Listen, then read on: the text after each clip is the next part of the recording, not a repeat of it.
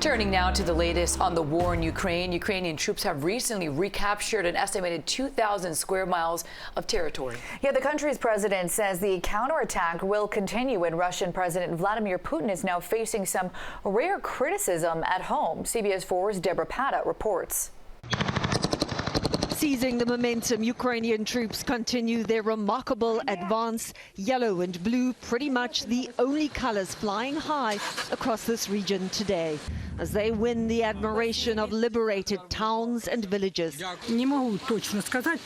troops were so smart, said this woman. The Russian soldiers ran away so fast. They planned this really well. When Vladimir Putin declared war on Ukraine nearly 7 months ago, his troops seized massive chunks of Kharkiv. But in just a matter of days, Ukrainian forces have blitzed through Russia's gains, snatching back huge swaths of land. It's a crushing defeat and a decisive strike against Moscow's ability to resupply their forces. Now they can no longer use liberated Izium as a strategic hub. They left all their explosives and ammunition here, said this Ukrainian soldier.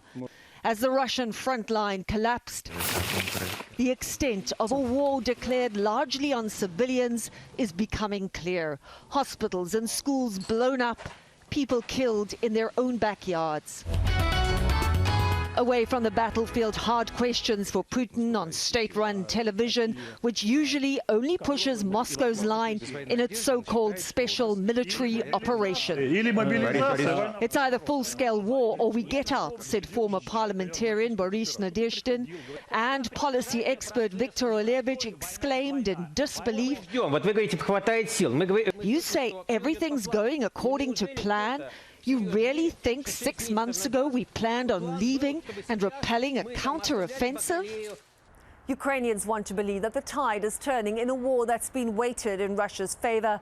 But Secretary of State Antony Blinken warned that while this counter-offensive was well planned and it clearly benefited from Western military aid, it was too early to predict an outcome. Deborah Pata, CBS News, Kharkiv, Ukraine.